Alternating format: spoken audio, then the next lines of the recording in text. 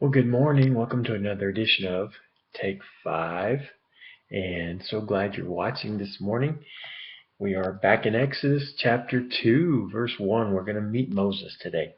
Now, a man of the house of Levi married a Levite woman, and she became pregnant and gave birth to a son. Now, the only thing significant about that is, the tribe of Levi was the priestly tribe. They were told to be the priests. So this is going to be a fellow who ordinarily would be raised to be a priest. But let's keep reading. When she saw that he was a fine child, she hid him for 3 months. Remember, Pharaoh has said all these kids got to be thrown into the Nile.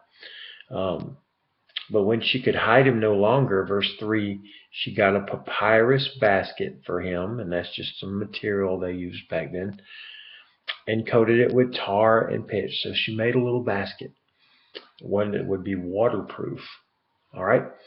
Then she placed the child in it and put it among the reeds along the bank of the Nile. So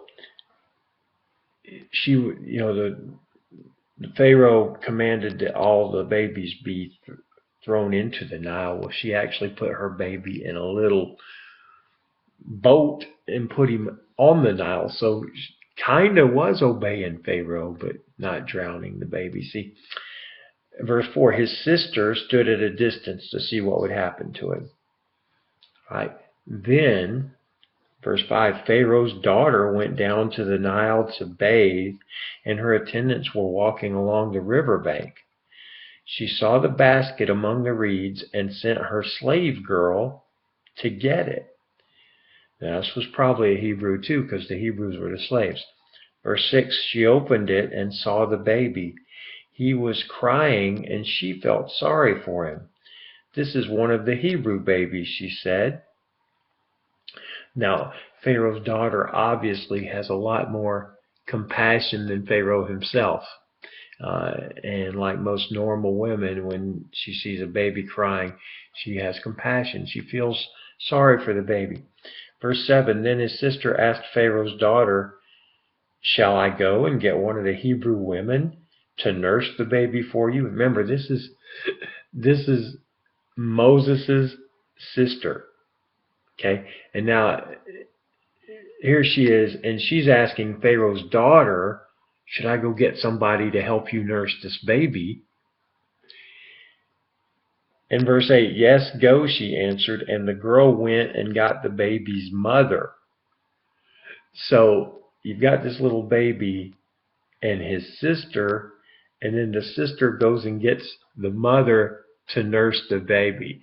And you see how God actually was working in this whole situation. Verse 9, Pharaoh's daughter said to her, take this baby and nurse him for me, and I will pay you. So now she's getting paid to nurse the baby, and it's her own baby, but Pharaoh's daughter doesn't know that. So the woman took the baby and nursed him. Verse 10, when the child grew older, she took him to Pharaoh's daughter, and he became her son. So eventually she did have to give her up, give him up. But now he's actually going to be Pharaoh's grandson. And she named him Moses, saying, I drew him out of the water. And that's what the word means, Moses, drawn out of the water. And we're going to stop there for today, but I just want to point out the lessons here. You were rescued. There was, in the country you came from, the law was people could only have one child, so a lot of people eliminated a child. But they didn't eliminate you. They left you in a situation where you could be rescued.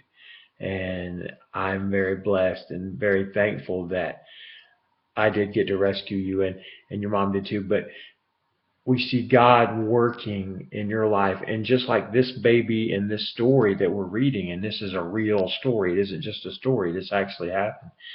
Just like this baby, God had specific plans for him, I believe God has some very specific plans for you and great things ahead of you. Okay? But we're going to learn more about Moses tomorrow on the next edition of Take 5.